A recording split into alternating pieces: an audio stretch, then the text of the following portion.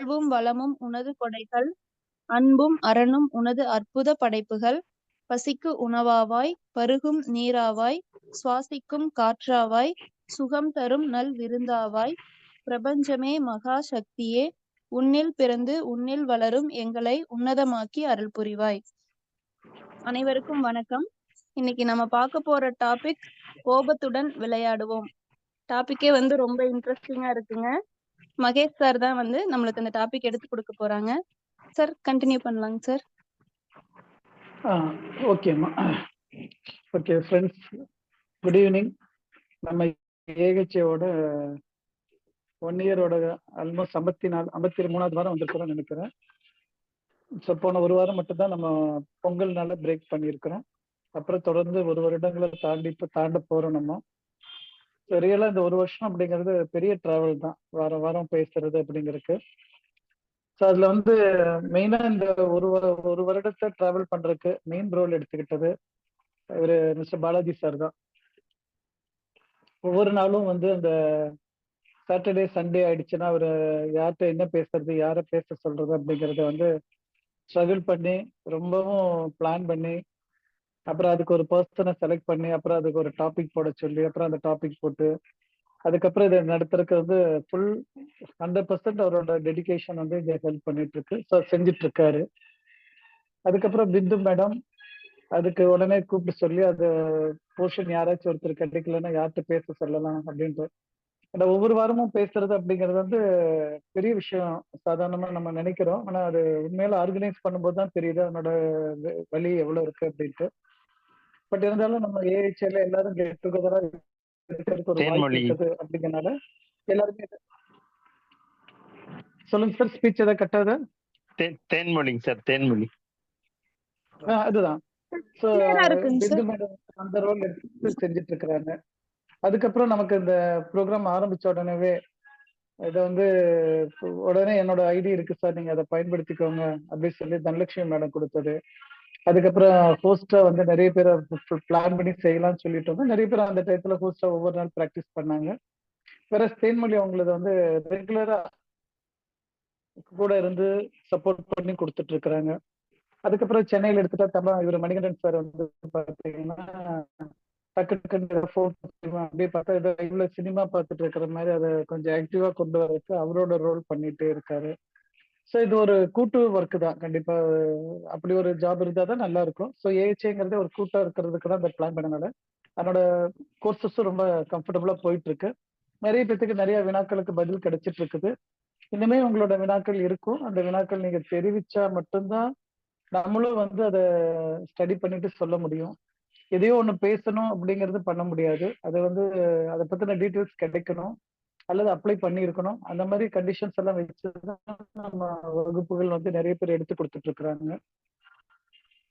அதே மாதிரி ஒரு டாக்டர் ஒருத்தர் நம்ம கூட இருந்து அவரு நம்ம ஸ்டூடெண்ட் அவர் கிளாஸ் நிறைய எடுத்து கொடுத்துருக்காரு. அவருக்கு நிறைய நம்ம டெக்னிக்கலாவும் கேட்டு வாங்கலாம் அப்படிங்கிறது ஒரு எண்ணமா இருக்குது. பார்க்கலாம். இன்னைக்கு நம்ம சப்ஜெக்ட் பத்தி பேசல, ஹீலர்களோட என்ரோல்மெண்ட், அவங்களோட ஆக்டிவிட்டிஸ், அவங்களோட லைஃப் ஸ்டைலு, அவங்க எப்படி இருக்கணும் அப்படிங்கிற ஒரு டாபிக் தான் இப்ப நம்ம பேசலாம் அப்படின்ட்டு எடுத்திருக்கிறோம்.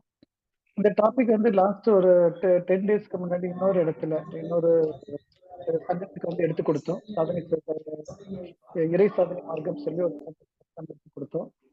அவங்களுக்கு கோபமும் அதுல இருந்து வரக்கூடிய ஆதாயம் சொல்லிட்டு நம்ம ஒரு கோபம் எனக்கு சொத்து அப்படின்ட்டு ஒரு டாபிக்ல எடுத்தோம். அதை எடுக்கும்போது கொஞ்சம் புது புது விஷயங்களும் கிடைக்கவும் அதை இங்கேயும் நம்ம ப்ரெசென்ட் பண்ணணும் அப்படின்ட்டு அன்னைக்கே பிளான் பண்ணியிருந்தோம். அதனால இந்த வாரம் உங்களுக்கு பேசலாம் அப்படின்ட்டு எடுத்திருக்காரு. முதல்ல இந்த டாபிக்கோட கண்டென்ட் ரூட் கொடுத்தது நம்ம ஹீலர் பாஸ்கரன் அவரு தான். அவருடைய டாபிக்ல இருந்து தான் அதை எடுக்க முடிஞ்சது. அதுல இருந்து தான் நம்ம படிக்கிறோம். அதுக்கப்புறம் அதை எடுத்துட்டு நம்ம அக்குபஞ்சரோட கண்ணாடி எடுத்து முன்னாடி வச்சுட்டு பார்க்கும்போது அது இன்னும் கொஞ்சம் நல்லா சிறப்பா இருந்துட்டு இருக்குது.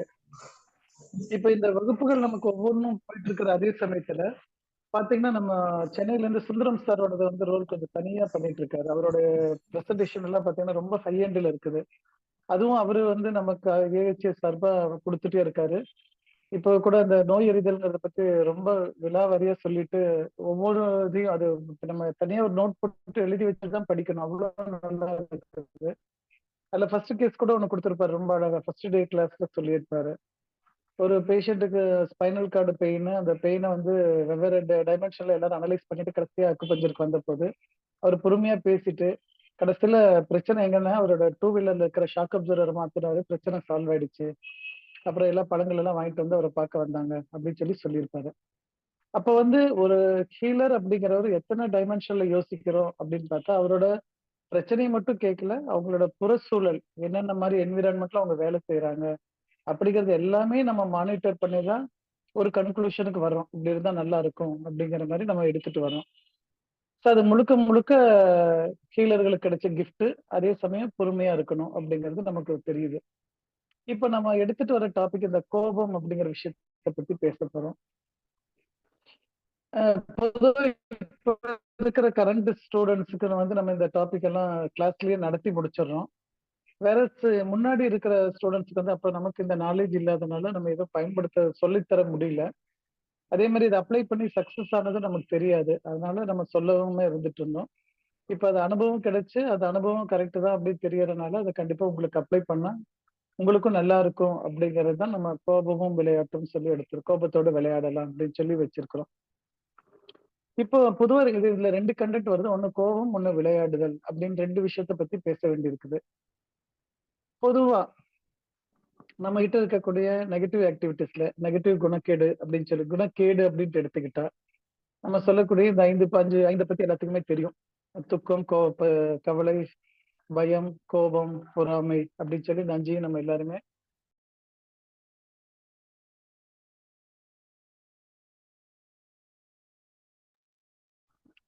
ஹீலரா இருக்கிற எல்லாத்துக்குமே தெரிஞ்சிருக்கும்னு நினைக்கிறேன்.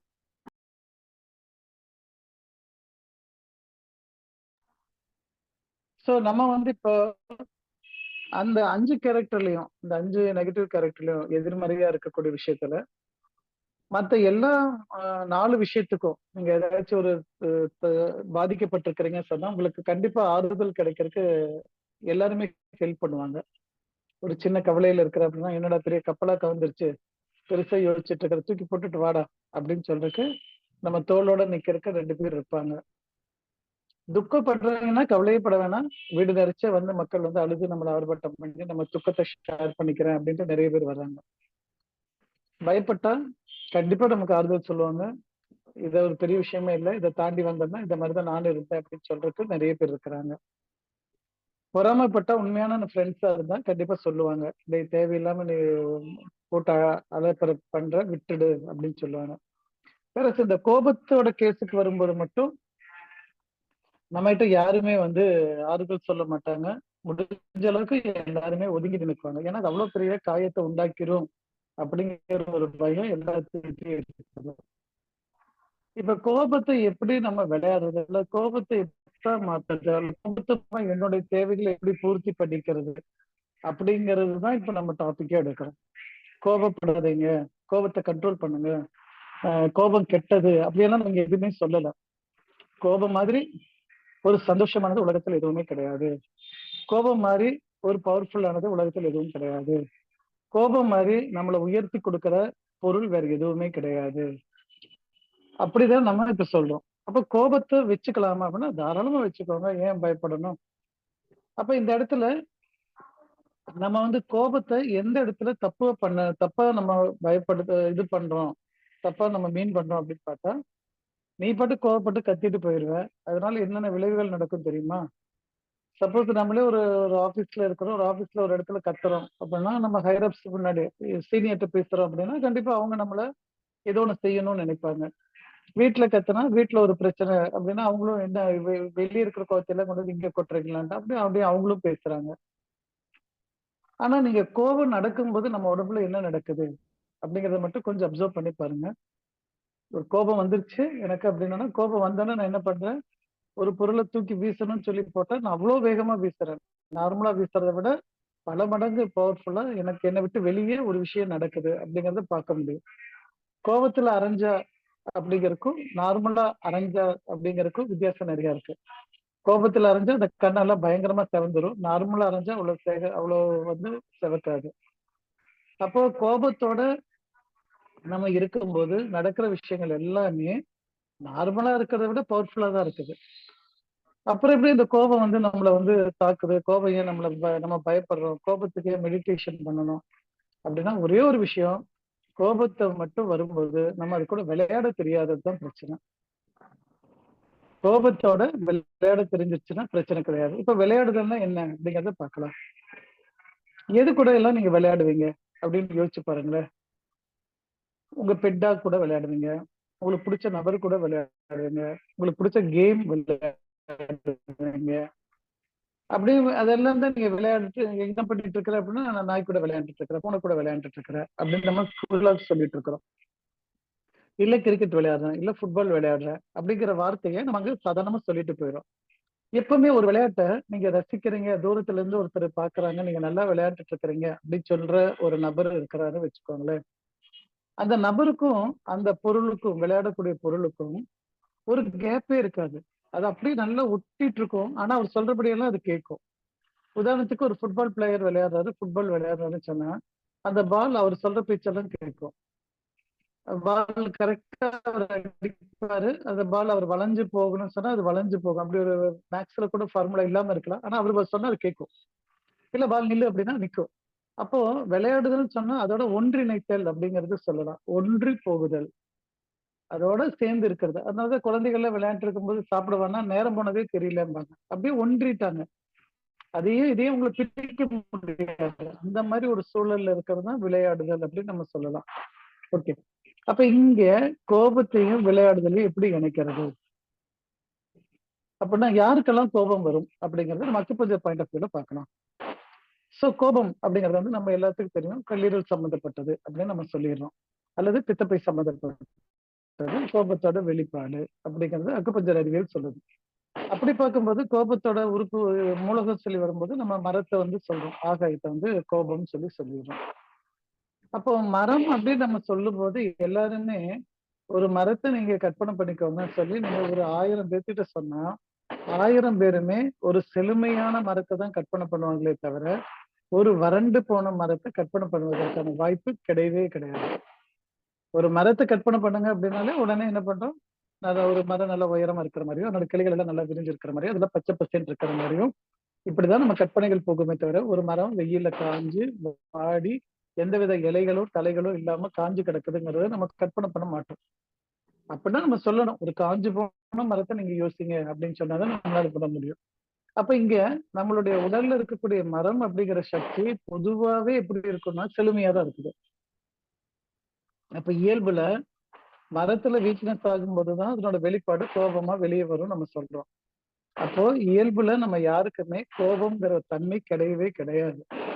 ஏன்னா செழுமையா தான் நம்ம இருக்கிறோம். அதுதான் அதனோட வெளியுறுப்பான கண்ணுல பாத்துக்கிறோம். குழந்தைகளோட கண் வந்து அவ்வளவு அழகா இருக்குதுன்னு சொன்னோம். சோ அங்க எங்கேயுமே வந்து கோபம்ங்கிற ஒரு குணக்கேடு உங்கள்கிட்ட கிடையாது. வளர வளர நம்மளுடைய அறிவுத்திறனை கூட்டுறோங்கிற பெயர்ல கம்பேரிசன் ஸ்டேட்மெண்ட்டை ரன் பண்ண ஆரம்பிக்கும் பொழுது ஒருத்தரோட கம்பேர் பண்ணி பார்க்க ஆரம்பிக்கும் போது அதனோட ஆதங்கத்தை கோபமா பயன்படுத்துறோம். அப்ப கோபம் வந்து யாருக்கு வருது அப்படின்னு பார்த்தா மரம் உலகத்தினால வருது அப்படின்னு சொல்லலாம். மனம் சார்ந்து நீங்க பேசும்போது கோபத்துக்கு காரணம் ரெண்டே ரெண்டு. ஒண்ணு இயலாமை, கோபம் வரும். நான் எதிர்பார்த்த மாதிரி நடக்கல அப்படின்னா கோபம் வரும். இவ்வளவு இந்த ரெண்டு இடத்துலதான் உங்களுக்கு கோபம் வருது. ஒண்ணு இயலாமை, என்னால முடியல அப்படின்னா என் கோபத்தை வெளிப்படுத்திடுவேன். ரெண்டாவது நான் எதிர்பார்த்த மாதிரி நடக்கல அப்படிங்கும்போது அங்க எனக்கு கோபம் வெளிப்பட ஆரம்பிக்கும். சோ இந்த ரெண்டு விஷயம் தான் உங்களோட. இப்போ ஒரு கோபம் வரும்போது ரெண்டுல என்ன கேட்டகரி நீங்க பாருங்க, ரெண்டுல ஏதோ ஒண்ணுதான் கண்டிப்பா இருக்கும். அதுக்கு ரீசன் நீங்க என்ன வேணா சொல்லலாம், இல்ல அவரு தான் அப்படி பேசிட்டாரு அப்படின்ட்டு நம்ம ஏதோ சொன்னா கூட அந்த இடத்துல நீங்க கோபப்பட்டதுக்கு இந்த ரெண்டு காரணம் தான் இருக்கும். ஒண்ணும் உங்களோட இயலாமை, இல்லாட்டி சொன்னா இன்னொருத்தரை எதிர்பார்க்கிற மாதிரி நடக்கல அப்படிங்கறதுனால வரக்கூடிய விஷயம் தான் கோபம். அப்ப இந்த மாதிரி ஒரு கோபத்தோட நம்ம இப்படி விளையாடுறது, விளையாடுறதுனால நமக்கு என்ன லாபம் அப்படின் போது, நீங்க சாதிக்க முடியாத பல விஷயங்களை இந்த கோபம் இருக்கும் பொழுதுதான் சாதிக்க முடியும் அப்படின்னு சொல்லி நம்ம சீலர் பாஸ்கரன் ஒரு இதுல கொடுப்பாரு, ரகசியத்துல பேசும்போது சொல்லுவாரு. அப்புறம் அதை எடுத்து வச்சு நம்மளோட அக்குப்பஞ்சரோட போடும்போது அது ரொம்ப அழகாவும் பாக்குறதுக்கு ரொம்ப இதாகவும் ஒரு நியாயமாவும் இருந்தது. இவ்வளவு சிம்பிள் டெக்னிக்கே தெரியாமலே இத்தனை வருஷம் வேஸ்ட் பண்ணிட்டோமா அப்படின்ட்டு பல வருடங்கள் யோசனையில் இருந்தோம். அப்போ நம்ம இப்ப என்ன பண்ணலாம், இந்த கோபத்துல என்னென்ன நடக்குதுங்கிறத பார்ப்போம். ஒரு நபர் நம்மளை கோபப்படுத்திட்டாருன்னா நம்ம அந்த நபரை பார்க்கும் போதெல்லாம் கோபம் வர ஆரம்பிச்சிருது. உதாரணத்துக்கு திருப்பி பெண்களை பத்தி பேசுறோம்னு நினைச்சுக்க வேண்டாம், சாதாரணமா பேசுறது இயல்பா இருக்கிறதுக்காக சொல்றோம். ஒரு வீட்டுல ஒரு ஒரு மாமியார் ஒரு மருமகள் இருக்கிறாங்க அப்படின்ட்டு எடுத்துக்கிட்டா, இப்போ மாமியார் மருமகள் தான் வருவாங்களா அப்படின்னா இந்த இது மாதிரி போயிட்டு இருக்கு, அவ்வளவுதான், வேற ஒண்ணும் இல்லை. ஸோ ஒரு மாமியார் ஒரு மருமகள் இருக்கிறாங்க அப்படின்னா, சப்போஸ் ஒரு மாமியார் ஒரு மருமகளை ஏதாவது சொல்லி திட்டாங்க அப்படின்னா, அவங்க வந்து வெளியூர்ல இருந்து வந்தாங்க, வந்த சமயத்துல திட்டாங்க, அடுத்த 2 நாள் கழிச்சு அவங்க கிளம்பி போயிட்டாங்க அப்படின்னா, இந்த மருமகளுக்கு அந்த மாமியார் திட்டினது அந்த 2 நாட்கள் மிகப்பெரிய வலியை கொடுத்துக்கிட்டே இருக்கும். அதுக்கப்புறம் அவங்க புறப்பட்டு போனதுக்கு அப்புறம் 1 நாள் இருக்கலாம் இல்ல 2 நாள் இருக்கலாம், அப்புறம் பயந்து அவங்க மறந்துருவாங்க, மறந்து அவங்களோட வேலையில இறங்கிடுவாங்க, இறங்கி அவங்க நார்மல் ஸ்டைல்ல போயிட்டு இருப்பாங்க. ஆனா திருப்பியும் ஏதாச்சும் ஒரு நாள் மாமியார் வர்றாங்க அப்படின்னு சொல்லும் பொழுது இவங்களோட கோபம் அதே வேகத்துல வரும், சொல்லப்போனா அதை விட அதிகமா கூட வரலாம். அப்போ அதுக்கு முன்னாடி வந்து இப்ப அவங்க வந்து பேசவும் இல்லை, திட்டவும் இல்லை, இப்ப அவங்க வர்றாங்கன்ட்டு ஒரு போன் கால் தான் வந்திருக்குது. அந்த போன் கால் வந்தோன்னே ஏன் இந்த மருமகளுக்கு இப்ப இப்படி கோபம் வருது அப்படின்னா, அந்த டயத்துல அந்த அவர் சொன்ன வார்த்தைகள் வந்து அவங்களுக்கு அவ்வளவு வலியை உண்டாக்கி இருக்குது. இப்ப 2வது தடவை தகவல் வந்தோடனே எனக்கு கோபம் வந்தது இல்ல, இந்த கோபத்துக்கு யாரு பொறுப்பு? அந்த மாமியார் பொறுப்பா, நான் பொறுப்பா அப்படிங்கிறது தான் இப்ப நம்மளோட வேலை. அப்ப அந்த கோபத்து சைலத்துல அவங்க பேசவும் இல்லை, ஒண்ணுமே பண்ணல. இப்ப அவங்க வந்து என்ன சொல்ல போறாங்கன்னு கூட தெரியாது. ஆனா எனக்கு அவங்க என்ன பேசுறாங்களோ அந்த கோபம் இப்பவும் என் மனசுக்குள்ள ஆழமா இருக்குது. நான் அப்படியே பிஹேவ் பண்ண ஆரம்பிக்கிறேன். கரெக்டுங்களா? அப்போ எனக்கு இந்த கோபத்தை அழிக்கணும். அப்ப இந்த கோபம் எங்க ரெக்கார்ட் ஆகுதுங்கிறத கவனிக்கணும். பொதுவா நம்மளோட ரெக்கார்டிங் பேட்டர்ன் இருக்குது. நம்ம மனசுல ரெக்கார்டிங் பேட்டர்ன் ஒண்ணு வச்சிருப்பாங்க. இதுல வந்து இப்ப இன்னைக்கு சாப்பிட்டது, இன்னைக்கு 2 பேத்துக்கிட்ட நம்ம அரட்டை அடிச்சது, இன்னைக்கு 2 பேத்துக்கிட்ட சிரிச்சு பேசினது, ருட்டீனா நடக்கிற விஷயங்கள் எல்லாம் நம்மளுடைய மனசுல மேல் மனசுல ரெக்கார்ட் ஆகும். எப்பவுமே மேல் மனசு பதிவு வந்து ரொம்ப ஆழமா இருக்காது, அதனால அது இருக்கிறது அப்பப்ப மறந்தும் போயிடும். இப்ப உதாரணத்துக்கு நீங்க சாப்பிட்டது கூட காலையில என்ன சாப்பிட்டீங்க கேட்டா இருங்க யோசிக்கிறேன் அப்படிம்பீங்க.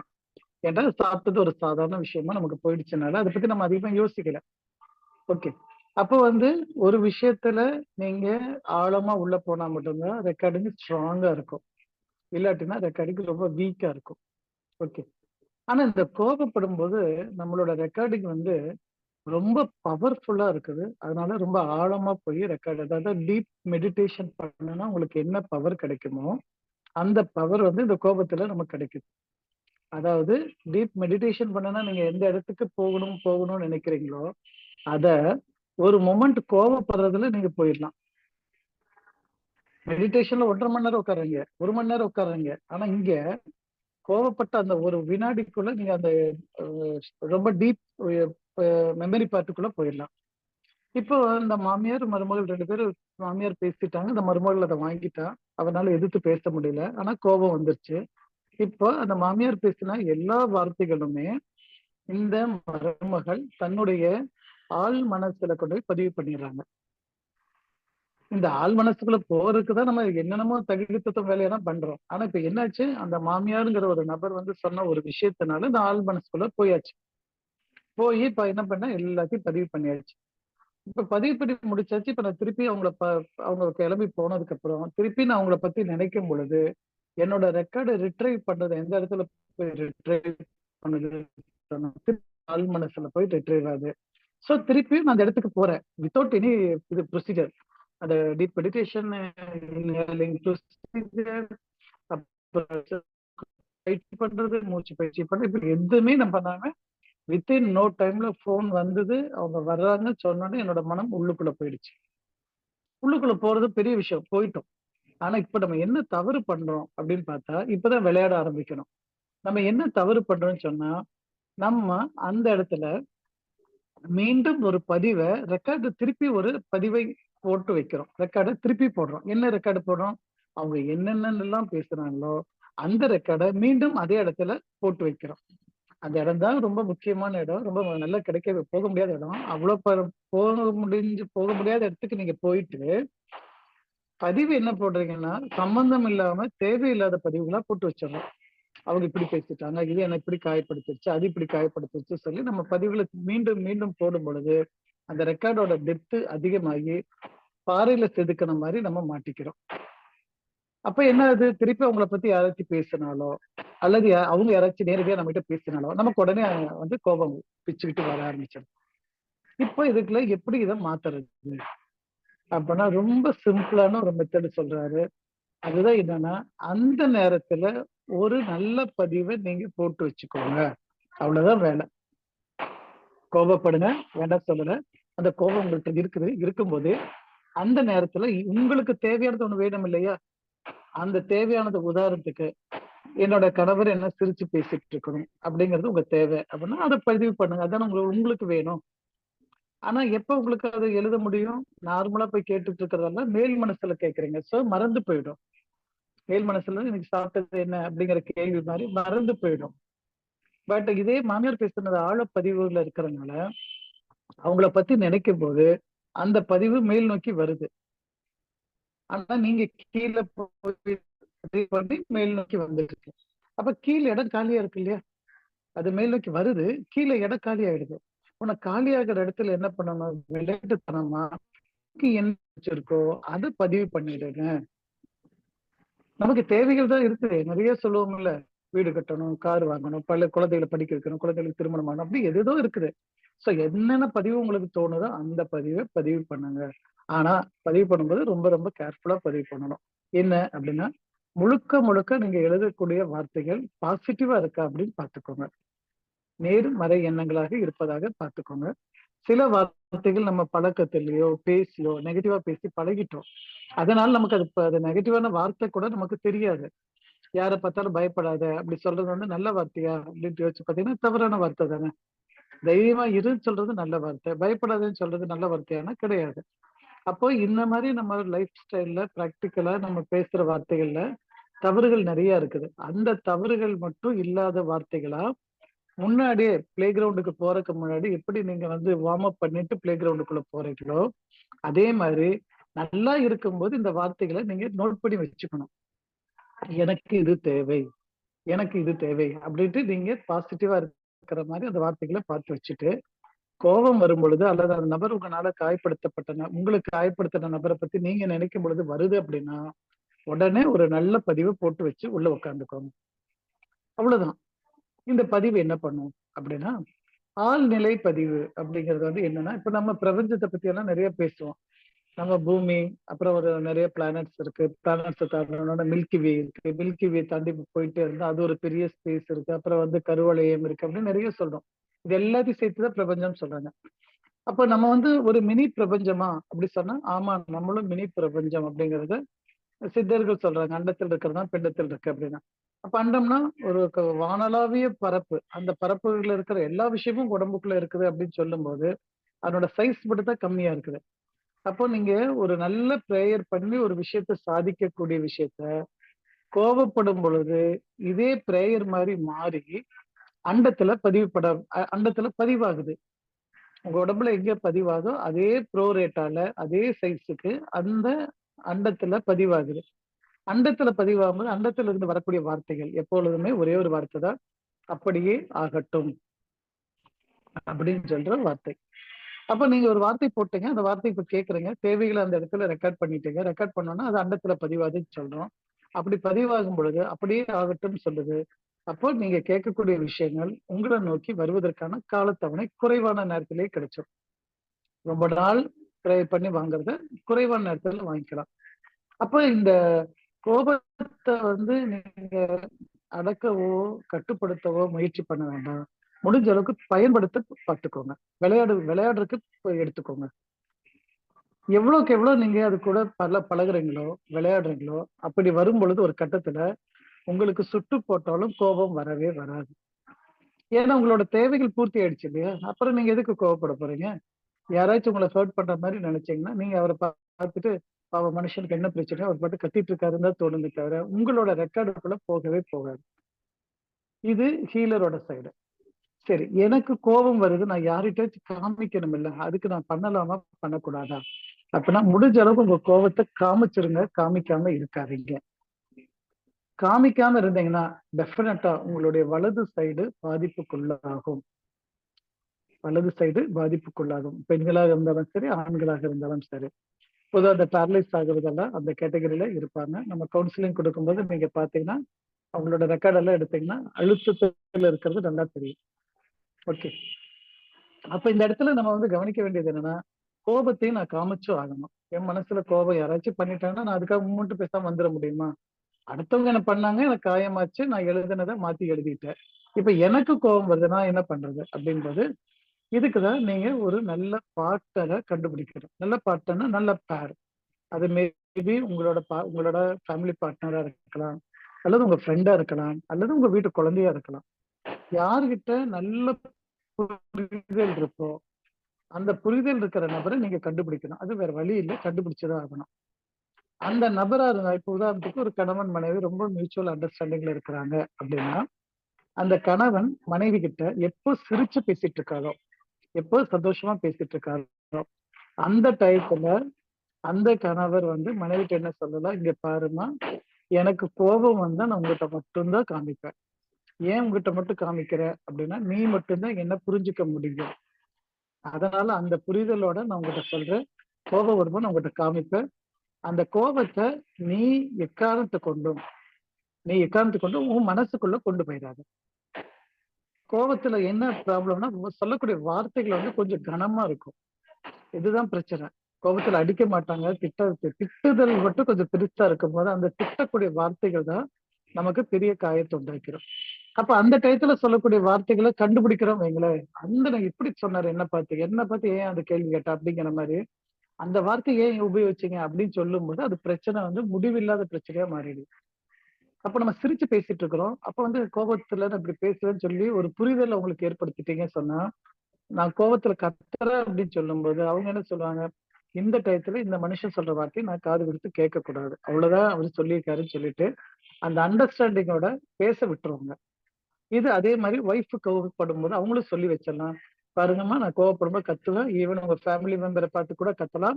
உங்க ஃபேமிலி மெம்பரை பத்தி கூட நான் கத்தலாம். ஆனா நீங்க சீரியஸா எடுத்துக்காதீங்க. அப்படி பண்ணி என்னோட லெட் அவுட் பண்ணிக்கிறேன். என்ன கோவத்தை நான் தனியா வச்சுக்கிறேன். அதுக்கு நீங்க அலோவ் பண்ணுங்க அப்படின்னு சொல்லி முன்னாடியே சிரிச்சு பேசிட்டு இருக்கும்போது சொல்லி வச்சுட்டீங்கன்னா, ஒரு ஒய்ஃப் வந்து கணவன்கிட்ட திட்டிட்டு இருக்கும்போது அவங்க தயாராயிடுவாங்க. இந்த டயத்துல நான் வந்து எந்த வார்த்தையும் எடுக்க தேவையில்லை அப்படிங்கிறத பிராக்டிஸ் பண்ணிட்டாங்க சொன்னா டெஃபினட்டா இந்த பிரச்சனை அதோட நின்றுடும். அப்போ நான் கோபத்தை நான் கண்ட்ரோல் பண்ண தேவையில்லை. இப்ப ஆபீஸ்ல நடந்தது அப்படின்னா நான் ஆபீஸ்ல நடந்த கோபத்தை அங்க இருக்கிறவங்கள்ட்ட காமிக்க முடியாது. ஏன்டா அங்க யாரும் என்ன புரிஞ்சுக்க மாட்டாங்க. அப்ப நான் என்ன பண்ணலாம், அந்த கோபத்தை கொண்டு வந்து வீட்டுல தான் காமிக்கணும். வீட்டுல காமிக்கும் போது அந்த நபர் புரிந்த நபரா இருந்தா சொல்லுவாங்க, இவர் எங்கேயோ இருக்கிற கோபத்தை இங்க கத்திட்டு இருக்காரு, கத்தட்டும், கத்துங்க, கத்தி முடிச்சுக்கோங்க. முடிச்சதுக்கு அப்புறம் என்ன மாதிரி காஃபி சாப்பிடுறீங்களா, முடிஞ்சு போச்சு. அப்ப இந்த இடத்துல அந்த புரிதல் அப்படிங்கிறது தான் தேவை நமக்கு. கோபத்துக்கு டைம் ஃப்ரேம் கூட வச்சுட்டீங்க, டைம் இத்தனை நேரத்துக்குள்ள முடிக்கணும் அப்படின்னு சொல்லிட்டீங்க அப்படின்னா, கோபம் ரொம்ப ஷார்ட் டைம் தான் வரும். ரொம்ப நேரம் இருக்காது உங்களுக்கு, கோபம் ரொம்ப ஷார்ட் டைம் தான். பட் அந்த ரெக்கார்ட் பண்ணதுதான் ரிட்ரைவ் பண்ண லாங் டைமா மாறிடும். வருஷ கணக்குல எல்லாம் கோபத்தோட இருக்கிறாங்க சொன்னா ஒவ்வொரு டைம் கோவப்பட மாட்டாங்க. அதை பத்தி நினைக்கும் போது மட்டும் கோபம் வரும். ஓகே. சோ கோபத்தோட டைம் ஃப்ரேம் வந்து ரொம்ப கம்மி, ஆனா ரொம்ப பவர் அதிகம். பவர் அதிகம், டைம் கம்மி. அதனால ரொம்ப நேரம் இழுத்துட்டு எல்லாம் போக முடியாது. சிரிக்கிறத கூட நீங்க ரொம்ப நேரம் சிரிச்சு சிரிச்சு கூட பார்த்துக்கலாம். கோபத்தை வந்து அவ்வளவு நேரம் ஹோல்டு பண்ண முடியாது. ஏன்னா உடம்பு டயர்ட் ஆயிடும். பவர் அதிகமா வேஸ்ட் ஆகுது இல்லைங்களா? அப்ப அந்த பவர்ஃபுல்லான டைம்ல இந்த மாதிரி ஒரு விளையாட்டுத்தனமா ஒரு சில நல்ல விஷயங்களை நம்ம பதிவு பண்ணிட்டே வந்தீங்க சொன்னா, ஒரு ஃபைன் மார்னிங் உங்களை வந்து யாராச்சும் திட்டுனா நீங்க ஒரு ஜடம் மாதிரி இருப்பீங்க. அதாவது நமக்கு சூடு சொரணை எதுவுமே இருக்காது. அவங்க நம்மளை பார்த்தாம உனக்கு சூடு சொரணை இல்லையானா உண்மைதானே கண்டுபிடிச்சு சொல்றாரு, கரெக்டா சொல்லியிருக்காரு அப்படின்னு நம்ம எடுத்துக்கலாம். இல்ல ஏன் எருமை மேல மழை பெஞ்ச மாதிரி நிக்கிறியே அப்படின்னா கரெக்ட், எருமை மேல மழை பெஞ்சா எருமை நிக்கதான் செய்யுது. அந்த அளவுக்கு நம்ம பொறுமையாளரா மாறிட்டோம் அப்படிதான் நம்ம எடுத்துக்குவோமே தவிர, இவரே என்ன எருமையோட கம்பேர் பண்ணாரு அப்படிங்கிற தாட்டு நமக்கு வராது. அப்ப யாராச்சும் ஒருத்தர் சொல்லும் போது நம்ம அந்த புரிதலோட இருக்கும்போது அதை டேக் இட் ஈஸி பாலிசி டைப்ல நம்ம போயிடுவோம். அதே சமயம் நம்ம ஏற்கனவே காயப்பட்டிருந்தா அந்த காயத்தை வச்சுக்கிட்டே இருக்கிறதுக்கு பதில அது வழியா நம்ம விளையாட்டு நம்ம தேவைகளை பூர்த்தி பண்ணிக்கலாம். அப்படி வரும் பொழுது கோபம் நமக்கு மிகப்பெரிய சொத்தாக மாறிவிடும் அப்படிங்கிற டாபிக்கோட 9:05 ஓகே. அப்படிங்கிற பாட்டோட இன்றைய வகுப்போட ஒரு ஆரம்ப அறிவுரையோட முடிக்கிறேன். உங்களோட சந்தேகங்கள் ஏதாவது இருந்தா, சந்தேகங்கள்னா நீங்க ரொம்ப சின்னதா அந்த இது என்ன சொல்றது, இப்படி நடந்தா என்ன அப்படி நடந்தா என்னன்னா இதை அப்ளை பண்ணி பாருங்க, ப்ராக்டிஸ் பண்ணி பாருங்க. ப்ராக்டிஸ் பண்ணி பார்த்தா மட்டும்தான் என்னோட பயன் நமக்கு தெரியும். இதை பயன்படுத்தின நிறைய பேர் வந்து பாசிட்டிவா சொல்லிட்டு போயிருக்கிறாங்க. ஆமா, உண்மையால இது இவ்வளவு சுலபமா எங்களால வித்ட்ரா பண்ண முடியும் அப்படிங்கறது இப்பதான் கத்துக்கிட்டோம் அப்படிங்கறத சொன்னாங்க. அதுவும் ஒரு அனுபவ பாடமா எடுத்துக்கிட்டு தான் இப்ப நம்ம வகுப்புல உங்களுக்கு அந்த ப்ராக்டிஸ் கொடுத்துருக்குறோம். ட்ரை பண்ணி பார்த்தீங்கன்னா டெஃபினட்டா அதுக்கு ஒரு நல்ல சொல்யூஷன் கிடைக்கும். ஓகே. ஸோ இதுல ஏதாவது உங்க சந்தேகங்கள் இருந்தா தாராளமா கேளுங்க, நம்ம பேசலாம் கொஞ்ச நேரம்.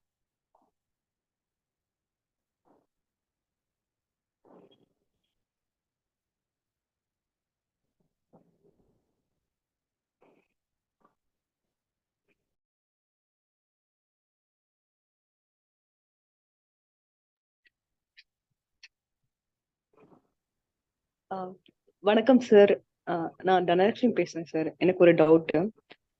சொல்லுங்க சார், இப்போ வந்து நம்ம ஒரு இடத்துல எங்கேயோ இருக்கோம், இல்லைன்னா அநியாயம் நடக்குது, அநியாயமா வந்து மக்களை வந்து ஏமாத்துறாங்க, அநியாயமா காசு வாங்குறாங்க, அநியாயமா பண்ணும் போதுல வந்து நம்ம கோவம் வருது. இப்ப அவங்க வந்து அந்த சமயத்துல நம்ம வந்து அந்த நம்ம ஒத்துக்கிட்டு அந்த அநியாயத்துக்கு கூட துணை பிரிஞ்சு போக வேண்டியதா இருக்கு. ஏன்னா ஃபார் எக்ஸாம்பிள், இப்போ ஒரு ஆட்டோல போறோம், ஆக்சுவலா அவ்வளவு தூரத்துக்கு அவ்வளவு காசு வாங்க தேவையில்லை, ஆனா அநியாயமா தான் காசு வாங்குறாங்க, நமக்கு நல்லா தெரியுது. அப்போ வந்து அந்த கோவத்தோடயே போய் அந்த மணி கொடுத்துடுறோம், வந்துடுறோம். அந்த அந்த கோவம் வந்து கொஞ்ச நாளைக்கு இருக்கு. பட் ஆனா அடுத்த தடவையும் ஆட்டோலயும் எங்கேயும் போகும்போது அந்த கோவம் வந்து மறுபடியும் வருது. சோ எங்கெல்லாம் இந்த மாதிரி அநியாயம் நடக்கும் போதுல கோவம் வரும்போது அதை எப்படி டேக்கிள் பண்ணுது சார்? இது வந்து நம்ம வெளிய, அதாவது ஒரு அவங்க செஞ்சதுனால இல்ல, இப்படிதான் மோஸ்ட் ஆஃப் த டைம் நடக்குது. நிறைய அநியாயம் நடக்கும்போது கோவம் வரும்போது எப்படி ஹேண்டில் பண்றது சார்? இப்போ உங்களோட பதிவுல வந்து இது அநியாயம் அப்படிங்கிறது ரெக்கார்ட் ஆயிடுச்சுப்பா, சரிங்களா? அப்ப வந்து உங்களுக்கு என்ன ஆகுதுன்னா, ஒவ்வொரு டைமும் நீங்க அதை தாண்டும் போது உங்களுக்கு இந்த நெகட்டிவான விஷயங்களே ஈஸியா நடக்க ஆரம்பிக்கும். என்கிட்ட அது உங்களுக்கு ஈர்க்க ஆரம்பிச்சிருச்சு. ஏன்னா உங்க பதிவு வந்து ரொம்ப ஸ்ட்ராங்கா இருக்குன்னு சொன்னேன் இல்லையா? ஸ்ட்ராங்கான பதிவு தான் வேகமா நம்ம கிட்ட வந்து சேரும். அதுதான் பிரபஞ்சத்தில் நம்ம எழுதுறதுன்னு சொல்லியிருக்கிறோம். அண்டத்தில் இருக்கிறது, பிண்டத்தில் இருக்கு. இப்போ உங்க பிண்டத்துல ஒரு பாட்டுல இந்த மாதிரி ஒரு பதிவு இருக்குது. இந்த மாதிரி எனக்கு போகும்போதெல்லாம் அவங்க இப்படி பண்றாங்க, தப்பு தான் அவங்க, ஆனா பண்றாங்க, என்னால பண்ண முடியல, இந்த காசு தொலைட்டு அப்படிங்கிற இயலாமையில கொடுத்துட்டு வர்றீங்க. அதே அந்த இடத்துல ஒரு உங்களுக்கு பதில ஒரு போலீஸ்கார் இருக்காருன்னு வச்சுக்கோங்களேன். இப்ப அவர்கிட்ட அவர் அது கேட்பாரானா கேட்க மாட்டாரு. கேட்டா அவனால பண்ண முடியும், ஆனா நம்மளால இயலாமை முடியறது இல்லை. அதனால நம்ம அந்த கோபத்தை மட்டும் தூக்கிட்டு வந்துடும். ஆனா இந்த கோபத்தை தூக்கிட்டு வரனால நமக்கு நடக்கக்கூடிய நெகட்டிவிட்டி என்ன நடக்குது அப்படின்னா, ஒவ்வொரு முறையும் நீங்க போகும்பொழுது உங்களுக்கு நெகட்டிவாவே நடந்துட்டு இருக்குது. ஒரு டைம் பண்ணது ஒருத்தர் பண்ணியிருப்பாரு, தப்பு பண்ணினது தப்பு தான். ஆனா அந்த பதிவு வந்து உங்களால அழிக்க முடியாதனால என்ன ஆகுதுன்னா, அந்த பதிவுக்காக உங்களுக்கு சூழ்நிலை அதே மாதிரி நடக்குது. டாக்ஸில போகும்போது நடக்குது, கார்ல போகும்போது, இது சாரி ஆட்டோல போகும்போது நடக்குது. இப்படி ஒவ்வொரு தடவை ரிப்பீட் ஆயிட்டு இருக்கு. இந்த ரிப்பிட்டேஷனுக்கு காரணம் அவங்க கிடையாது, நம்ம தான். அதனாலதான் நான் சொல்றேன், உங்க கோபத்தோட இருக்கிற பதிவுகளை நீங்க கரெக்ட் பண்ணிட்டா மட்டும்தான் நமக்கு ரிப்பிட்டேஷன் இருக்காது. ஏதோ ஒரு டைம் நடந்தது தவறுதலா நடந்திருக்கலாம். ஆனா அந்த தவறுதலை நீங்க நினைச்சிட்டு இருக்கிறது அதிகமா இருக்கும் பொழுது அது திருப்பி திருப்பி உங்களை ஈர்க்க ஆரம்பிச்சு சூழ்நிலைகள் எல்லாம் அதே மாதிரி வருது. சோ நீங்க ஜஸ்ட் அந்த மாதிரி கோபப்படும்போது இப்ப நான் சொன்ன ஒரு ப்ரொசீஜரை ட்ரை பண்ணி பாருங்க. அது வந்து அந்த தன்மை குறைய குறைய, அதனோட டென்சிட்டி குறைய குறைய, அந்த எழுதின ஆற்றல் குறைய குறைய நீங்க பார்க்கும்போது உங்களுக்கு வரக்கூடிய நபர்கள் அது மாதிரி வரவே மாட்டாங்க. இன்னொன்னு, சப்போஸ் அப்படி ஒருத்தர் வந்து இப்ப ஒரு 100 ரூபாய் கேட்கிற இடத்துக்கு 120 ரூபாய் கேட்கிறாரு வச்சுக்கோங்களேன். நீங்க பாவம், நம்மளால 20 ரூபாய் கொடுக்குற ஹையர் எண்ட்ல இருக்கிறோம், அவரு அந்த 20 ரூபாய் வாங்க வேண்டிய நிலைமையில இருக்காரா அப்படிங்கிற மாதிரி ஒரு பதிவை உங்களுக்குள்ள போடுங்க. ஆட்டோமேட்டிக்கா உங்களை கேட்டு வர்றவங்க எல்லாம் 90 ரூபாய் கேட்டு வருவாங்க. அந்த நபர் 90 ரூபாய் நபரா மாறுவாரு. 90 ரூபாய் வரும்போது நீங்க தயவு செய்து இறங்கும்போது 100 ரூபாய் கொடுத்துட்டு வந்துருங்க. அப்போ அந்த பதிவு இன்னும் ரொம்ப நல்லா இருக்கும், நமக்கு பிளசண்டா இருக்கும். அப்போ நம்மளை சுத்தி நடக்கிறது எல்லாம் பாசிட்டிவா நடக்க ஆரம்பிச்சிடும். இது நம்ம ரீஅரேஞ்ச் பண்ணிக்கக்கூடிய விஷயங்கள். கண்டிப்பா பண்ண முடியும், ட்ரை பண்ணி பாருங்க. Okay sir, thank you sir.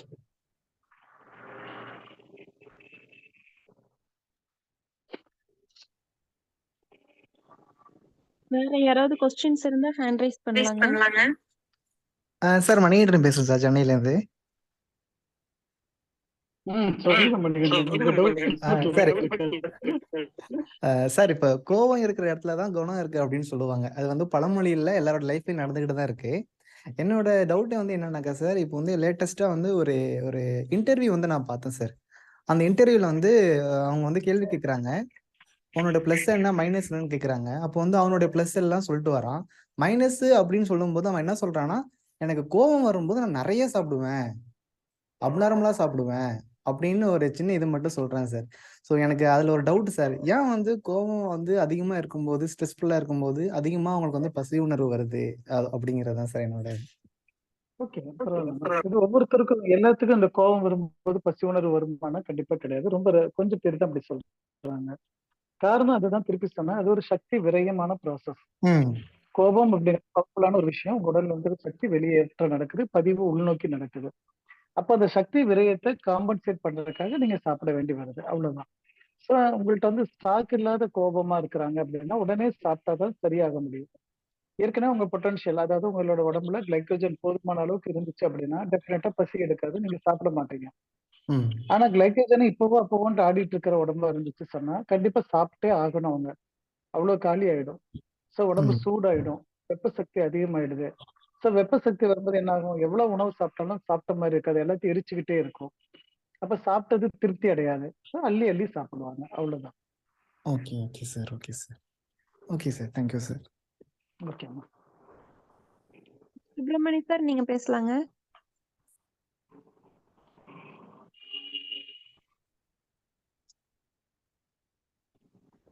Subramani sir பேசுங்க. அம்மா கேக்குதுங்களா? கேக்குதுங்க சார், பேசுங்க. அனைத்து ஈழர்களுக்கும் வணக்கம் சார். இப்போ கோபம் வரும்போது நீங்க சொன்னது, அந்த ஆழ் மனதுல இருந்து அது மேல வரும்போது காலியா இருக்கக்கூடிய இடத்துல ஃபீட் பண்ணணும்னு சொன்னீங்க. அது என்ன மெத்தட்? இப்ப நீங்க சொன்னது ரைட்டிங்ல அதை எழுதணுங்கிறீங்களா? இல்ல சார், எண்ணத்துலதான், எண்ணத்திலேயே எழுதிக்கோங்க, அவ்வளவுதான். தாட்லயே இப்ப எழுதிக்கலாம். நான் உதாரணத்துக்கு இப்ப நான் உங்களை பார்த்து திட்டுறான்னு வச்சுக்கோங்களேன், உங்களுக்கு எல்லாம் அறிவு இருக்கா சுப்பிரமணிய சார், என்ன சார் இப்படி பண்ணிட்டு இருக்கிறீங்க அப்படி சொல்லும்போது உங்களுக்கு கோபம் வருது. நம்ம மீட்டிங் முடிகிற வரைக்கும் உங்களுக்கு அந்த கோபம் இருந்துட்டே இருக்கும். என்ன பார்த்து எப்படி இப்படி கேட்டாரு, எனக்கு அந்த அறிவு இல்லையா அப்படி நீங்க யோசிச்சுட்டே இருக்கிறீங்க. ஒரு வாரம் கழிச்சு நான் சுப்பிரமணிய சாரை கூப்பிட்டு பேசுறேன்னு சொல்லி யாரோ ஒருத்தரை கூப்பிட்டு, இவங்க சுப்பிரமணிய சார்ட்ட பேசணும் கூப்பிட்டு சொல்லுங்களேன் அப்படி சொல்றேன்னு வைங்களேன், உங்களுக்கு திருப்பி அதே அளவுக்கு கோபம் வரும். எனக்கு எதிர்த்து சொன்னாரு அப்படின்னு சொல்லி நான் பேசினது நான் மறந்திருந்தாலும் நீங்க கரெக்டா சொல்லுவீங்க, எனக்கு அறிவு இருக்கான்னு சொல்லி கேட்டீங்க நீங்க ஞாபகம் வச்சு சொல்லுவீங்க. அப்ப நீங்க திருப்பி இப்ப எங்க இருந்து அந்த ரிட்ரைவ் பண்ணீங்க, உங்களோட ஆள் மனசுல இருந்து ரிட்ரைவ் பண்ணிக்கிறீங்க.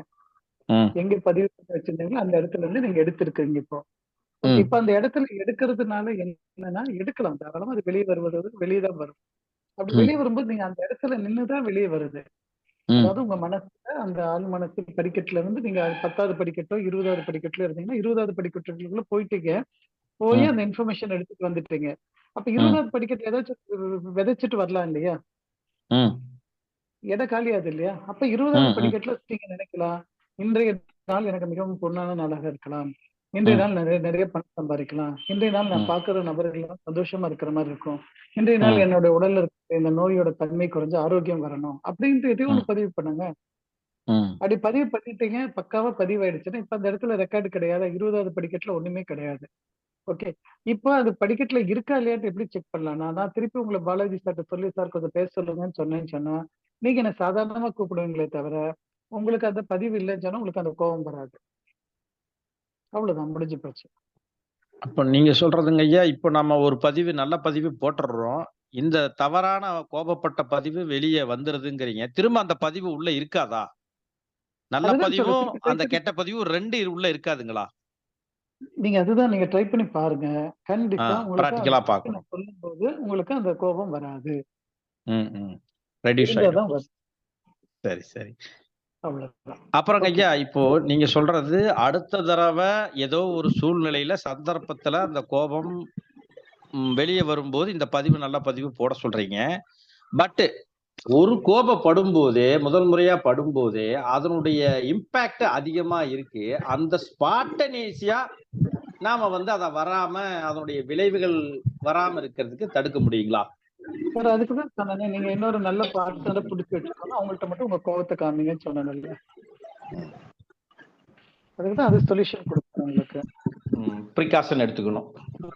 இல்ல நீங்க நல்ல பாட்டு பிடிச்சி வச்சுக்கோங்க. கோவம் போனா அவர்கிட்ட மட்டும் கத்துங்க, வேற யார்ட்டையும் பேசாதீங்க. அவங்கள்ட்ட கத்துனா அவங்க உங்களை பார்த்து ஒண்ணுமே சொல்ல மாட்டாங்க, பேசாம சிரிச்சிட்டு இருப்பாங்க அல்லது அமைதியா இருப்பாங்க. நீங்க கொஞ்ச நேரம் கத்தி முடிச்சு அமைதியாயிடலாம், வேலை முடிஞ்சது, அவ்வளவுதான். அப்ப உங்களுக்கு பதிவே வராது. சரிங்க ஐயா, நன்றிங்க ஐயா. நன்றிங்க சார். அடுத்தது இன்னும் 10-15 நிமிஷத்துக்குள்ள முடிக்கணும். நம்ம ராஜலட்சுமி கொஞ்சம் நீங்க fast ஆ பேசலாங்க. முடிக்கலாம். ஓகேங்க சார் ராஜலட்சுமி பேசுங்க. சார் வணக்கம் சார். சொல்லுங்கம்மா ராஜலட்சுமி. கேக்குதுங்க. சார் இப்ப நீங்க நம்ம அந்த கோபத்துக்காக ஒரு ஆல்டர் தான் நம்ம பாஸ்கரன் நான் ஒண்ணு சொல்லியிருந்தேன் சார், அதை நான் ஷேர் பண்ணலாமாங்க சரிங்க? அதாவது அன்பு தியானம்னு சொல்லிட்டு ஒண்ணு சொல்லியிருந்தாங்க சார். அதை நான் ப்ராக்டிக்கலா ட்ரை பண்ணி பாக்குறேன். சில பேர் மேல எனக்கும் அந்த ஒரு மாதிரி ஒரு இரிட்டேஷன் இருக்கும், அவங்களை நினைச்சாவே ஒரு மாதிரி வரும். அந்த மாதிரி நேரத்துல அன்பு தியானம்னு சொல்லிட்டு I love you, I am sorry, please forgive me, I thank you அப்படிங்கிற வார்த்தைகளை தமிழ் ஆர் இங்கிலீஷ்ல எந்த இது நமக்கு கம்ஃபர்டபுளா இருக்கோ அதை நம்ம சொல்லிட்டே இருக்கும்போது அந்த கொஞ்ச நாள் கழிச்சு அந்த அவங்கள நினைக்கும் போது நமக்கு அந்த ஒரு ஃபீல் வர்றது இல்லைங்க சார். அந்த ஒரு வெறுப்போ ஒரு இதோ நமக்கு அந்த அந்த இடத்துல மாறிடுதுங்க சார். அந்த உணர்வு வந்து மாறிடுதுங்க சார். நல்லாவே ஃபீல் பண்ண முடியுது, பேலன்ஸ்ட் ஆயிருது கொஞ்சம். ஓகே ஓகேம்மா, நல்லது. ட்ரை பண்ணுவோம். இந்த மெத்தடையும் நம்ம ட்ரை பண்ணுவோம். அதுதான் சார். அது கூட யூடியூப்ல இருக்குங்க சார். போனோன்னு சொல்லிட்டு நிறைய ரிசர்ச் சொல்லி போட்டிருக்காங்க. ஆனா அதை நம்ம பாஸ்கரன் வந்து அன்பு தியானம்னு சொல்லிட்டு ஒரு 7 years முன்னாடியே போட்டிருக்காங்க. அது நம்ம ட்ரை பண்ணலாம். நமக்கு கோவப்படுத்துறவங்கனால நமக்கு நிறைய லாபம் இருக்கு. அது முதல்ல நமக்கு இன்னும் புரியல. அது வந்து கண்டிப்பா சோலை பத்தி டிஸ்கஸ் பண்ணும்போது அது வரும். நம்ம இன்னும் சோல் எல்லாம் எடுக்க ஆரம்பிக்கல. என்ன நடக்குது அப்படிங்கிற விஷயத்தெல்லாம் வரும்போது நம்மள யாரெல்லாம் கோவப்படுத்துறாங்களோ அவங்களோட கம்பெனியன் அப்படிங்கிறது நமக்கு தெரிய வரும். இன்னும் அது உள்ள போய் நம்ம பேசுறதுக்கு டைம் வரும்போது நம்ம அதை பத்தி பேசலாம். நீங்க சொல்ற ஓகே சார். இன்னொரு பர்சனல் சார், எனக்கு இப்போ லாஸ்ட் வீக் ஒரு 10 நாள் முன்னாடி நல்ல ஃபீவர் இருந்ததுங்க சார். ஒரு 4 days 5 days என்னால எதுவுமே சாப்பிட முடியல. அதாவது இன்ட்ரெஸ்ட் இல்லைங்கிறத விட உடம்பே கேட்கல, எது வச்சாலும் கசப்பா அந்த மாதிரி ஃபீவரிஷா இருந்தது. நானும் நம்மளோட இதெல்லாம் தெரியறதுனால அப்படியே விட்டுட்டேங்க சார். அப்புறம் ஃபீவர்லாம் நல்லா குறைஞ்சிருச்சு. இப்போ என்னன்னா எனக்கு அந்த பாடி பெயின் பயங்கரமா இருக்குங்க சார். ஒரு மாதிரி இன்னுமே சாப்பாட்டுல வந்து அந்த இன்ட்ரெஸ்ட் இன்னும் வரல. பயங்கர பாடி பெயினா இருக்கு. எனர்ஜி ரொம்ப லாஸ் ஆன மாதிரி இருக்குங்க சார். அது என்னங்க சார்? நாக்கு கசப்பு இருக்கு. நாக்கு கசப்பு இருந்ததுங்க சார். இப்ப கொஞ்சம் மாறி இருக்கும். 2-3 நாளா மாறி இருக்குங்க சார். ட்ரைனஸ் இருக்குங்களா? ட்ரைனஸ் இருக்குங்க சார்.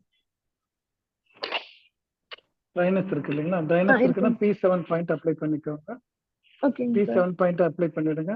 இப்போ நீங்க இருக்கிற இடத்துல குளிர்ச்சியா இருக்கா, வெப்பமா இருக்கா? இப்போ டே டைம் ஈவினிங்க்கு மேல நல்ல குளிர் இருக்குங்க சார். டே டைம்ல வந்து நல்ல எக்ஸ்ட்ரீம்லி ஹீட் இருக்குங்க சார். ரெண்டுமே இருக்குங்க சார். சரி ஓகே. SP2 பாயிண்ட் அப்ளை பண்ணிக்கோங்க. P7 பாயிண்ட் கொடுத்துக்கோங்க. கண்டிப்பா சீக்கிரம் மாறிடும். பசி வந்துடும், டைனஸ் தானா போயிடும். சாப்பிட ஆரம்பிச்சீங்கன்னா சரி. ஓகேம்மா, அடுத்து. ஓகேங்க, தேங்க்யூ சார். தேங்க்யூ. சுபாஷினி நீங்க பேசலாங்க. Sir hello sir. இது கோவப்படும் போது ரெக்கார்ட்ஸ் நம்ம சேஞ்ச் பண்ணிக்கிறதுக்கு நல்ல வார்த்தைகளா நம்ம போடணும் அப்படின்னு சொன்னீங்கல்ல சார். அது வந்து குட் வேர்ட்ஸ் வந்து இம்பார்ட்டண்டா இல்ல அந்த இன்டென்ஷன் இம்பார்ட்டண்டா? இன்டென்ஷன் தானே சார் இம்பார்ட்டன்ட்? இல்ல, ரெண்டுமே சேரும்ப்பா. வேர்ட்ஸ்லயும் பவர் இருக்குது, இன்டென்ஷன்லயும் பவர் இருக்குது. இன்டென்ஷன் என்னவா இருக்கோ அதுபடி தானே சார் நடக்கும். நம்ம என்ன உணர்ந்து சொல்றோமோ அதுதானே. நம்ம உணர்ந்து சொல்லுதா? நம்ம உணர்ந்து சொல்லும்போதே நம்மள அறியாம நிறைய தவறான வார்த்தைகளை பேசி பழகிட்டு இருக்கிறோம் இல்லைங்களா? நம்ம சொல்லும் போது நாம இல்ல நான் இப்படிதான் நினைச்சிட்டு பேசுறேன் அப்படின்னு நம்ம சொல்றோம். பட் அது வந்து அந்த வேர்ட்ஸ் வந்து எப்படி ரெக்கார்டிங் எடுத்துக்கன்னா, நீங்க என்ன சொல்றீங்களோ அந்த டைரக்ட் மீனிங் அதுக்கு தெரிஞ்சது அப்படியே எடுத்துக்கும். அதான் நம்ம கிளாஸ்ல சொல்லுவோம் இல்லைங்களா?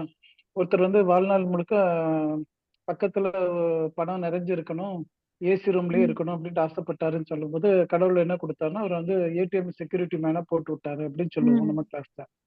அப்ப அவர் கேட்டது கிடைச்சிருச்சு இல்ல. அப்புறம் நான் இல்ல இந்த இன்டென்ஷன்ல நான் சொல்லல அப்படின்னு நினைச்சா, நீங்க சொல்ற பிரசன்ட் பண்றீங்கல்ல, என்ன ப்ரெசென்ட் பண்ணி அதை நான் புரிஞ்சுட்டு தானே நான் செய்வேன். அதனாலதான் நம்ம சொல்லும்போது வார்த்தைகள் வந்து உண்மையா முடிஞ்ச அளவுக்கு இதா இருக்குதுன்னு சொல்றது. பாசிட்டிவ்னா பாசிட்டிவாவே இருக்க ட்ரை பண்ணுங்கன்னு சொல்ற காரணம் அது ஒண்ணுதான்.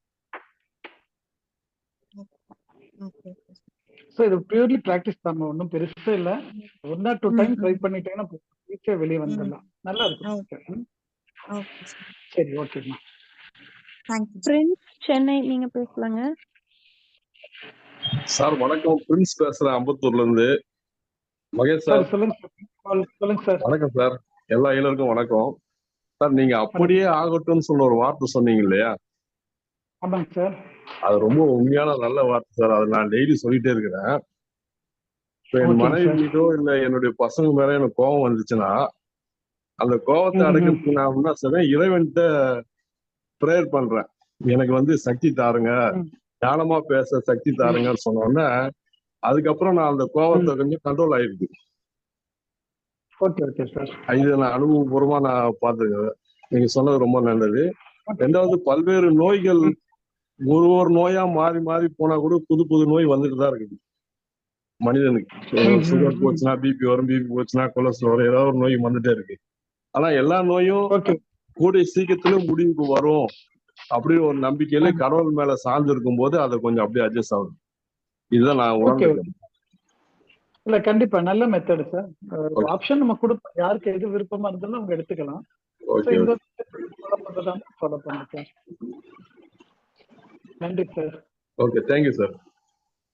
Thank you sir. சந்திரசேகரன் சார், நீங்க பேசலாங்க.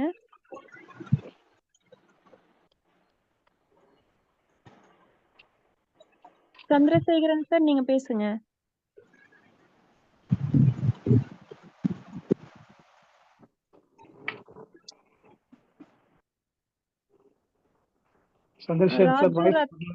ஆமாங்க சார், அவங்க சார் மைக்க அன்மியூட் பண்ணிட்டு பேசணுங்க சார். அன்மியூட் பண்ணுங்க.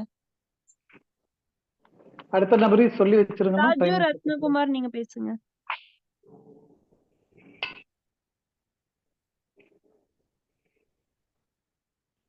சார் பேசுங்க. ராஜு ரத்னகுமார் சார், நீங்க பேசுங்க.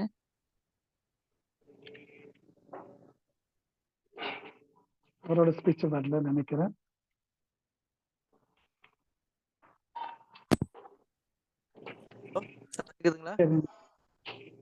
ஹலோ ஹலோ கேக்குதுங்களா சார்? சார், நம்ம கோவப்படும் போது ஏதோ ஒரு வார்த்தை சொல்லிடுறோம். அந்த மாதிரி சமயத்துல அதை அவாய்ட் பண்ணிட்டு இந்த மாதிரி நல்ல எண்ணங்களை போடணுமா சார்?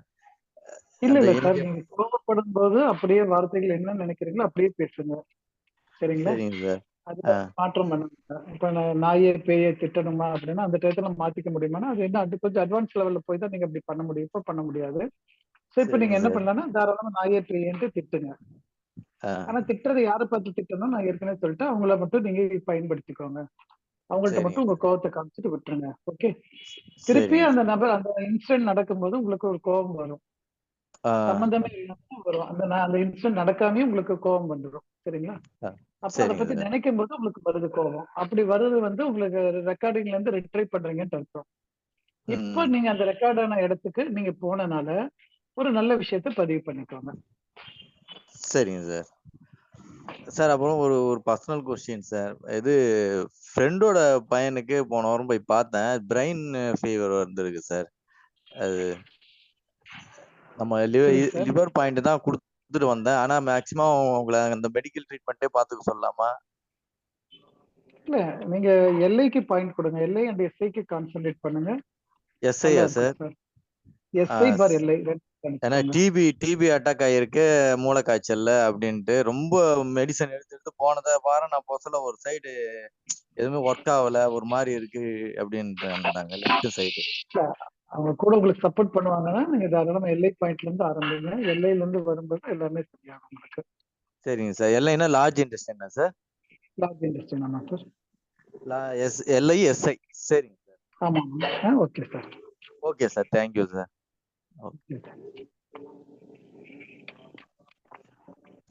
வேற ஏதாவது இருக்குங்களா பாருங்க தேன்மொழி மேடம். டைம் ஆச்சுன்னா க்ளோஸ் பண்ணிடலாம்.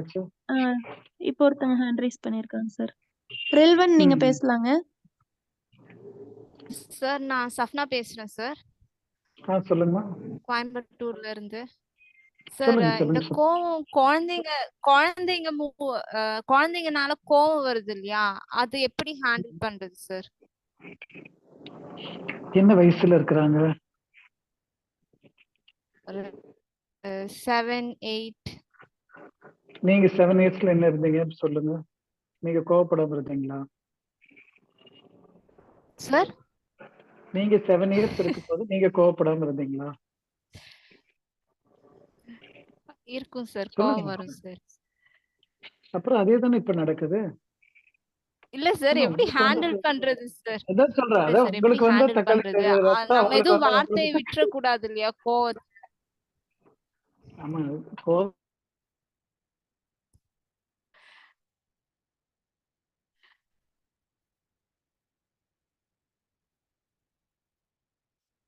ஹலோ சார் வாய்ஸ் கேட்கலங்க சார். ஹலோ ஹலோ, என்னோட வாய்ஸ் கேட்கலீங்களாமா? ஆமாங்க சார், இப்பதான் கேக்குதுங்க. Okay okay, headphone power cut ஆயிருக்கும்னு நினைக்கிறேன். ஓகே, இல்ல இப்போ நம்ம வந்து சாதாரணமா கோபப்படும் போது நீங்க அவங்க வந்து ஏன் கோவப்படுறாங்க அப்படிங்கறது சொல்றீங்க. நம்ம அந்த வயசுல கோவப்பட்டோம்னா கண்டிப்பா கோவப்பட்டோம். அப்ப நம்மளோட இயலாமை அதை வாங்கிக்கிற அளவுக்கு நம்மகிட்ட கெப்பாசிட்டி இல்லை. அப்ப உங்களோட பார்ட்டை கொஞ்சம் ரைஸ் பண்ணுங்க, உங்களோட நாலேஜ் ரைஸ் பண்ணுங்க. பொறுமையா இருக்கணும்னு சொன்னா ஏன் கத்துறாங்க அப்படிங்கறத பாருங்க. அல்ல சும்மா கொஞ்ச நேரம் கத்துறானா கத்து விட்டுருங்களேன், என்ன தப்பு? எதை தூக்கி உடைக்கிறானா உடைக்கிற மாதிரி பொருளை கையில கொடுத்துருங்க. சின்ன மண்பானை அந்த மாதிரி கொடுத்து உடைச்சுக்கூடாதுன்னு சொல்லிடுங்க. இந்த குழந்தைகளை பொறுத்த மட்டும் நீங்க வந்து உடைத்தல் வந்து பெரியவங்களுக்கு தான் சொல்ற டெக்னிக்கு, சின்னவங்களுக்கு கிடையாது. ஏன்டா அவங்களுக்கு அது வேல்யூ தெரியாம நல்ல பொருளையும் சேர்த்து உடைச்சிட்டு போயிடுவாங்க. அதனால அவங்களுக்கு வேண்டாம். அதனால அவன் கோவப்படுறான்னு சொன்னா அவனுக்குள்ள என்ன இயலாமை இருக்குங்கிறத பாருங்க. நம்ம கேட்கறவங்களுக்கு இயலாமை வருது, அவங்களுக்குள்ளேயும் ஏதாச்சும் இயலாமை இருக்கா பாருங்க. ஸ்கூல்ல இருந்து வந்த ப்ரெஷரை நம்ம மேல இறக்கிட்டு இருக்கானா அப்படின்னு தெரியல. அவன் ஃப்ரெண்டு வரேன்னு சொல்லிட்டு வரலன்னு சொல்லிட்டானா, அதனால கோவப்படுறானா? இப்படி சார் ஏதோ இல்ல சார், கோபம் இப்போ வேற. குழந்தைங்கனால நம்மளுக்கு கோவம் வருது இல்லையா, அது எப்படி ஹேண்டில் பண்றது சார்? அதான்ப்பா நான் என்ன சொல்றேன், வரக்கூடிய இடத்தையும் சரி பண்ணிட்டீங்கன்னா அவனுக்கு கோபம் வராது இல்லையா? நீங்க அவன் வந்ததுக்கு அப்புறம் நீங்க நம்ம மாத்திக்கலாமா, நம்ம வராம இருக்கணும் பாத்துக்கலாங்கிறீங்க. நீங்க வரணும்னு சொன்னா நீங்க மெச்சூர் ஆகி பேச வேண்டியதுதான். அவன் குழந்தைனா அப்படிதான் கோவப்படுவான், அப்படிதான் நம்ம எடுத்துக்க வேண்டியது இருக்கு. கோவத்தை அவங்கிட்ட இருந்து நீக்கணும் அப்படின்னு சொன்னீங்கன்னா அவனோட இயலாமை என்னன்னு கண்டுபிடிச்சு சரி பண்ணி கொடுத்துட்டீங்கன்னா ஃப்ரீ ஆயிடுவோம். இன்னும் சொல்லுங்களேன், சிம்பிளா சொல்ல போனா சொல்லுவாங்க, கோவப்படும் போது ரொம்ப அழகா இருக்கிறடா அப்படின்னு சொல்லி பாருங்க, ஆட்டோமேட்டிக்கா சிரிப்பு வந்துடும். அல்லது வேற ஏதாச்சும் அவனுக்கு பிடிச்ச மாதிரி ஒரு விஷயத்த சொல்லுங்க. நீ கோவப்படும் போது தானே இப்படி இருக்கிற, இப்படியே இருந்துக்கோ ஏன் அப்படின்னு சொல்லுங்க. அதனால கண்டிப்பா இருக்க முடியாது. நீங்க சிரிக்கும் போது யாரையும் ஐடியா கேட்கறதே இல்லம்மா, கோவப்படும் போது ஐடியா கேட்கறோம். ஏன்னா நம்ம கோவப்படுறத நமக்கு பிடிக்கிறது இல்ல, அதுதான் தப்பு. Sir sorry to interrupt sir. அவங்க கேக்குற கொஸ்டின் எனக்கு என்ன தோணுதுன்னா, குழந்தைங்க கோவப்படாமலே ரொம்ப சொல்றத கேட்காம அவங்க பாட்டுக்கு விளையாடிட்டே இருக்காங்க. அந்த மாதிரி நடக்கும்போது நமக்கு அதனால கோவம் வருது இல்லைங்களா? அதை எப்படி ஹேண்டில் பண்றதுன்னு கேக்குறாங்கன்னு நினைக்கிறேன். ஆமா இல்ல அதுதான், அப்படின்னா இவங்களுக்கு கோவம் வராம இருக்கணும் பாக்குறாங்க. அவங்க தப்பு பண்ணாம இருந்தா இவங்களுக்கு கோவம் வராது. கரெக்டா? அது தப்பே இருக்காது சார். இப்ப குளிக்கிறதுக்கு கூப்பிடுறோம்னு வச்சுக்கோங்க, ஒரு லீவ் நாள்ல ஒரு 3 மணி 4 மணி 5 மணி ஆயிருக்கும் சாயங்காலம். குளிக்கவே வரமாட்டாங்க, ரொம்ப ஹாப்பியா சுத்திட்டு இருப்பாங்க. நமக்கு வந்து அப்படியே பொறுத்து பொறுத்து பார்த்து ரொம்ப கோவம் எல்லைக்கு போயிடும். அந்த மாதிரி கேக்குறாங்க. அதாம்மா கரெக்ட்மா. இப்ப இந்த கண்டிஷன் இது கோவம் வரும்னு சொன்னேன். ஒண்ணு எதிர்பார்ப்பு கம்ப்ளீட் ஆகல அப்படின்னா, இல்லாட்டா இயலாமை. இந்த 2 கண்டிஷன்ல வருது. இப்ப எந்த கண்டிஷன்ல இருக்குது? உங்க எதிர்பார்ப்பு நடக்காது. ஆமா, நீங்க உங்களுக்கு ஒரு எதிர்பார்ப்பு இருக்கிற மாதிரி அந்த குழந்தைக்கு ஒரு எதிர்பார்ப்பு இருக்கும்ல. அது நான் விளையாண்டுட்டு வந்து குளிக்கிறேன் சொல்லுது, இப்ப என்ன தப்பு? ஒண்ணு நீங்களும் அது கூட சேர்ந்து விளையாடுங்க, விளையாட்டு முடிச்சிட்டு வாங்க. அதுக்கெல்லாம் எனக்கு டைமே இல்லைன்னு சொல்லிடுவீங்க இல்லையா? நமக்கு டைம் இல்ல. அப்ப எனக்கு என்ன, நான் நினைக்கிற மாதிரி வரணும், நான் சொல்றபடி கேட்கணும். இப்படி கேட்பாங்க. இல்ல சார், சின்ன சின்ன விஷயங்கள். ஏம்மா இதெல்லாம் ஜாலி டைம்மா, என்ஜாய் பண்ணுங்கம்மா. கோவப்படுங்க, கத்துங்க, 2 அடி கொடுங்க, யாரு வேண்டாம், நாங்க என்ஜாய் பண்ணுங்க. இதெல்லாம் உங்களை யார் பண்ண அதுதான் வேணாம்னு சார் சொல்லுமா? கேக்குறேன். அது இல்ல, கோவத்துல ஏதாச்சும் திட்டிருவோம் இல்லையா, அதுக்கப்புறம் ஃபீல் பண்ணுவோம். அது எப்படி ஃபீல் பண்ணுங்க. இது என்ன, இது ஏன் அது வேண்டாம்னு நினைக்கிறீங்க? பண்ணுங்க. ஏப்பா இது கூட வேண்டாம்னு என்னப்பா அர்த்தம்? அதையும் அனுபவிங்கப்பா.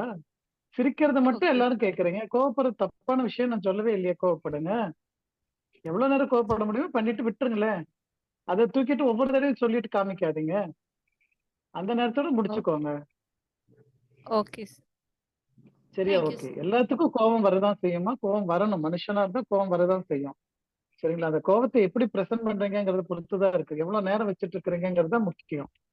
வாழ்நாள் முழுக்க வச்சுட்டோம்னா நம்ம உடம்பு நாசமாயிடும். அதே கொஞ்ச நேரம் கோவப்படுங்க, கொஞ்ச நேரம் சிரிங்க, முடிஞ்சு போச்சு. Okay sir. Thank you sir. சரி, ட்ரை பண்ணுங்க. ஓகேம்மா. சார் டைம் ஆயிடுச்சுங்க சார். ஓகேம்மா, க்ளோஸ் பண்ணிடலாமா இன்னும் தாராளமா? ஒருத்தங்க ஹேண்ட் ரைஸ் பண்ணிருக்காங்க சார்.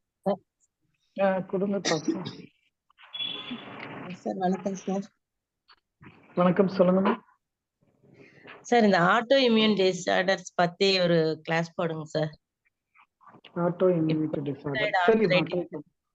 ருமட்டாய்டு ஆர்த்தரைட்டிஸ்னு ஒரு கேஸ் வந்திருக்குங்க சார். அவங்களுக்கு ட்ரீட் பண்ணிட்டு இருக்கேன். நீங்க சரிம்மா. அதை பத்தி ஒரு கிளாஸ் போட்டா நல்லா இருக்கும் சார் ஒரு நாள். ஓகே, பாலாஜி சார்ட்ட சொல்லி தான் நோட் பண்ணிட்டு யாராச்சும் என்ன ப்ரெசென்ட் பண்ண சொல்லி கேட்போம். நம்ம குரூப்ல யாராச்சும் ப்ராக்டிஸ் பண்ணிட்டு அந்த கேஸ் ஸ்டடி இருந்தா தர சொல்லலாம்.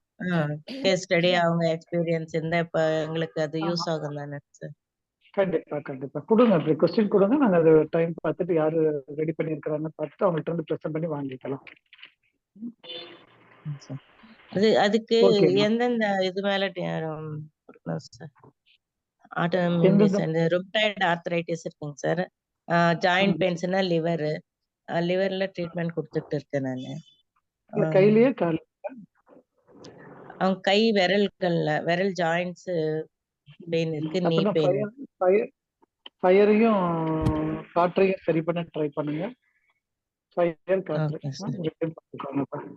உடம்பு ஓவர் சூடு ஓவர் குளிர்ச்சி இருக்குன்னா இந்த மாதிரி தொந்தரவு காமி கையில காமி. குளிர்காலத்துல அதிகமா இருக்கு, காலையில எழுந்தா அதிகமா இருக்கு. சுடு தண்ணியில ஆமா. வச்சா கொஞ்சம் ரிலாக்ஸா இருக்கு அப்படின்றாங்க சார். அந்த பாடி வார்ம் பண்ணணும். ஸோ அவங்களோட ஃபுட்டு, பெட், படுக்கிறது எல்லாத்தையும் செக் பண்ண சொல்லுங்கம்மா. Okay sir. Okay okay. ஆனா ஹீட்டான ஃபுட்டா சாப்பிடணும். ஆமா, குளிர்ச்சியா இருக்கிற ஹீட்டான ஃபுட்டு தர சொல்லுங்க. குளிர்ச்சியை குறைச்சிட்டு ஹீட்டான ஃபுட்டு சாப்பிடணும் அப்படிதானங்க சார்? ஆமாம்மா, எப்பவுமே ஃப்ரெஷ் ஃபுட்டை எடுத்துக்க சொல்லுங்க. ஃப்ரிட்ஜ் ஃபுட்டு வேணாம் சொல்லிடுங்க. ஓகேம்மா. தனலட்சுமி மேடம், டைம் ஆச்சு. க்ளோஸ் பண்ணிக்கலாங்க சார் சார். ஓகேங்க sir. 8:30 sir. Bindu ma'am vote of thanks கொடுத்துடலாம் மேம். ஒரு நிமிஷம். அனைத்து ஹீலர்களுக்கும் வணக்கம். ஆக்சுவலா நம்ம வந்து அக்குபஞ்சர்ங்கிறது வந்து ஒரு மருத்துவ பேஸ்ல தான் எல்லாருமே படிக்க வர்றாங்க. ஆனா நம்மளுடைய ஆசான்கள் வந்து அது மருத்துவம் இல்ல, வாழ்வியல்ல நம்ம எப்படியெல்லாம் வந்து எந்தெந்த விஷயத்தையும் எப்படியெல்லாம் ஹேண்டில் பண்ணணுங்கிற அந்த ஒரு அனுபவத்தோட அவங்க வந்து நமக்கு சொல்லி கொடுத்து இந்த அளவுக்கு நம்மளை பயிற்சியாளராக்கவும், அதே மாதிரி நம்மளுடைய வாழ்வியல் எப்படி கொண்டு போகணுங்கிற சொல்லி கொடுக்கக்கூடிய ஆசான்களுக்கும், தென் இன்னைக்கு கோவத்தை எப்படி கையாளணும் அப்படின்னு சொல்லி கொடுத்த நம்மளுடைய மகேஷ் ஐயா அவர்களுக்கும், நம்மளுடைய ஏஹெச்ஏ சார்பாகவும் அனைத்து ஹீலர்கள் சார்பாகவும் நான் நன்றியும் வணக்கத்தையும் தெரிவித்துக் கொள்கிறேன். தென் இத்தனை ஹீலர்ஸ் வந்து இதை கேட்டிருக்கீங்க.